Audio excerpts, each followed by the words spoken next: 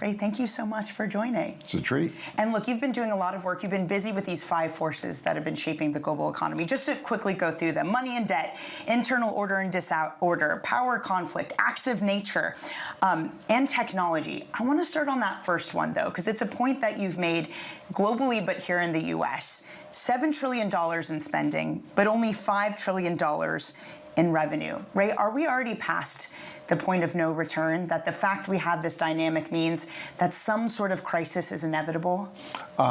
Yes, we're past the point of no return, meaning when debt service payments squeeze out spending, like plaque in the circulatory squeezes out the flow of money, the flow of blood, it's the same kind of thing. It could be measured. So we're seeing that happen. And then there's a supply and a demand issue. The supply of one budget deficit means that debt has to be sold, and you have a supply-demand issue. And we could see it happening in the bond market, and we could see that bonds have been a bad investment, and that there's pressure in interest rates and there's borrowing. And that's one of the 5 factors, as you're saying. But that dynamic is happening. People are treating it like if it hasn't happened before. They don't understand that, like plaque in the arteries, that it builds up and they have that exposure. So I think when you're looking, I think a particularly vulnerable period is after the midterm elections and before the presidential election, because as we connect these forces, we have that issue, right, the debt issue, and we also are going to have a great deal of political conflict that has implications for taxes, it has implications for all sorts of things. So what does history tell us that this looks like when we get closer to that point? Is it yields breaching a certain level? Is it failed auctions? What would you look for to say the time is here, the bond temper tantrum is finally occurring? Well, it could be seen, excuse me, in either the bond market, the market action. It's by long rates rising relative to short rates. In other words, they're trying to hold the short rates down, and the long rates are rising. And we are seeing some of that. And then you're seeing the weakening then of the dollar, and then you're seeing movements such as in gold and other assets. And when you see that rise in rates, then that starts to affect the stock market, because what's happened now is that with bonds going down and stocks going up, the prospective returns now of stocks are now down low relative to the prospective returns of bonds. And so that upward pressure then starts to translate into a stock market pressure. That is the classic dynamic, and something that the Federal Reserve then, or any central bank, is in a position of not easily being able to manage, because it becomes more of a stagflationary environment. So the stagflation that we're seeing right now, the Fed wrestles with the question, if it's tightening or if it's easing. That also has, in a economy where there is such a wealth disparity, but also think about the implications of whether you own stocks or whether you don't own stocks, and that difference. That impact is very different. That has huge political implications. I would say, given so that's where that period. Because this is an administration that has been very explicit in its desire for cuts, and this is part of the reason that Kevin Warsh is now our Fed chair, who of course has said, I am independent. Do you think throughout history there's often been bond markets that test a Federal Reserve chair? Is Kevin Warsh about to get a big test? Of course.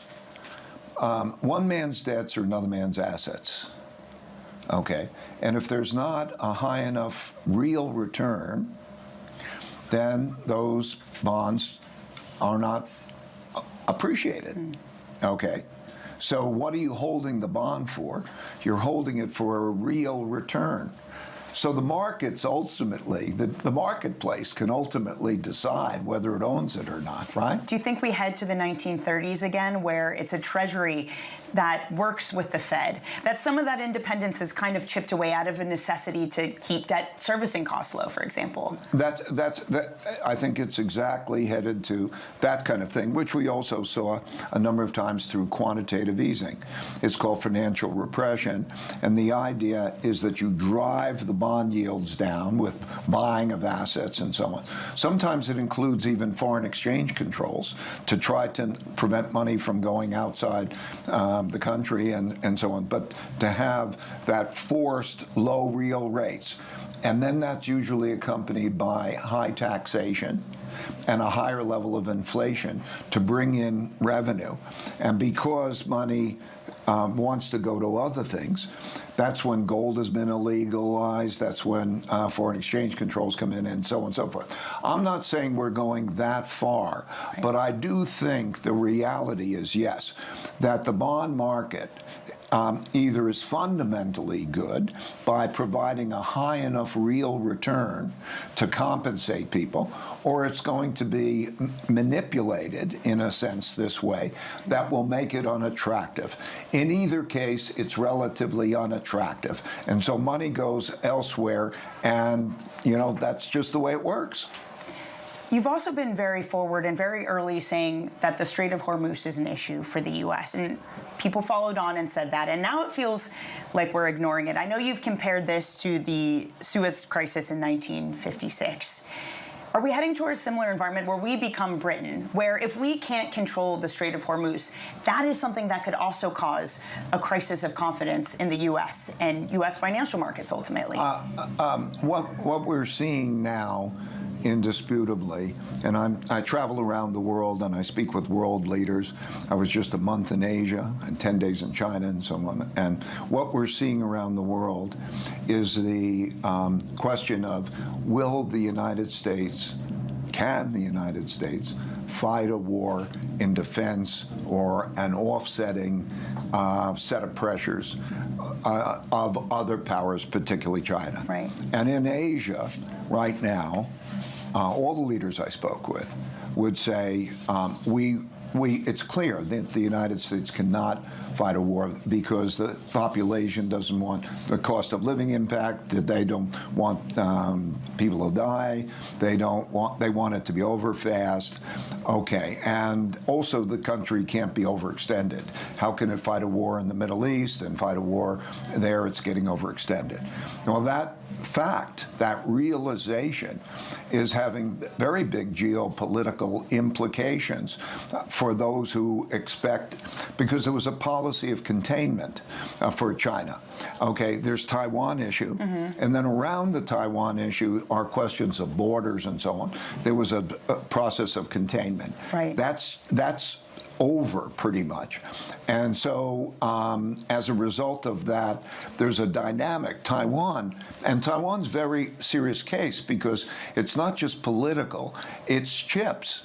True. And for example, it's entirely within the power of the Chinese government to basically say, let's put a blockade and let's have a week of no chips coming out. Let's just imagine that signal was given to the market, that all the stocks, AI stocks and everything would crash. The stock market would crash. Yes, and considering how high we're coming from, I would kind of love to combine these ideas because on one hand, you have the spending we're already doing. War has been incredibly expensive. That's more spending from the U.S. And then there's AI and the desire for AI sovereignty. Debt markets are being flooded with AI. Alphabet raising their equity offering to $85 billion. Are you concerned that there's a crowding out happening in this market? Can we handle that amount that's coming? All great technology changes produce bubbles. And the reason they produce bubbles is because nobody can get it exactly right. Okay, you have to either spend a ton of money to capture your market share and so on, or, and don't worry about whether it's too much or not. Or you don't spend enough money and you lose your market share. And it's very imprecise with a lot of competition, okay? And then when people bet on the technology, which I'll bet on the technology, but they think that buying the stocks is betting on the technologies, which is a different thing, because the stocks can be expensive and so on. That's a problem. And what happens is when wealth grows a lot relative to incomes, I want to distinguish wealth from incomes. Okay, wealth is, you can create wealth very easily in the following way. You say, I'm going to have raise $50 million on $1 billion valuation. Okay, that's counted as $1 billion of money, and now you're a billionaire, but you only put up 50 million. Okay, and so wealth, you cannot spend wealth. Wealth is, you have to sell wealth to get money, because you can only spend money. So when there's a lot of wealth relative to the amount of money there is a vulnerability, and bubbles burst when wealth needs to be converted into money. Well, what is the trigger for that? Often that's because of debt, but it could be for anything. It could be for wealth taxes, for example. Supposing you put in wealth taxes, then those people who have wealth are going to have to sell some of that wealth to pay taxes. That dynamic that I'm talking about accompanies the miracle technologies that over a period of time have wonderful implications for productivity. So I don't think it has a problem with productivity. I do think, but productivity, it has a big wealth gap implication. A very small percentage of the population is going to do unbelievably, and a lot of people won't. So what do? Can we work together politically to deal with those issues, and how do you do it? Are you optimistic, I do not Ray? believe, I'm not optimistic on us working together to solve. So what's the end? Is it a bubble that bursts eventually? So I think it is, yes. And then that moment, there's always the issue of a bubble, and we can measure a bubble. I have indicators, and there's how many people are overowned, what's the sentiment, a lot of indicators for bubble, and we are right now rising closer to, not at, the same level in 2000 and same level in 1929. Is there a specific level where you say, oh no, here's the one that we really need to worry about? The thing about it is there's two parts to it. There's, quote, a bubble, and then there's the pricking of the bubble. And the pricking of the bubble happens when there's a need for wealth to be sold to get the money. Like normally in a dynamic of a debt problem. Sure. Okay, if you take Japanese bubble, take the 29 bubble, take the 2000 bubble. All of them have an element of, tightening money because it can't go on forever. It'll find its bubble. The question is how long you let the bubble go before there's the pricking. So in order to do the market timing, to know how to market time, it requires both the understanding of the bubble and the looking for the pricking. And the pricking is the converting of wealth into money, because I need money in order, but I have wealth, so I have to sell some of the wealth in order to get the money. That's how it works. That dynamic is following that kind of path, even though it's a wonderful technology that'll have great Ray, we could impact. talk about this all day, and I'm so upset we're out of time because I know you're using it specifically in your family office. So we're going to have to talk again specifically about that, because I'm really interested to hear more about that too. Ray, thank you so much for sitting down with me. Really appreciate your time.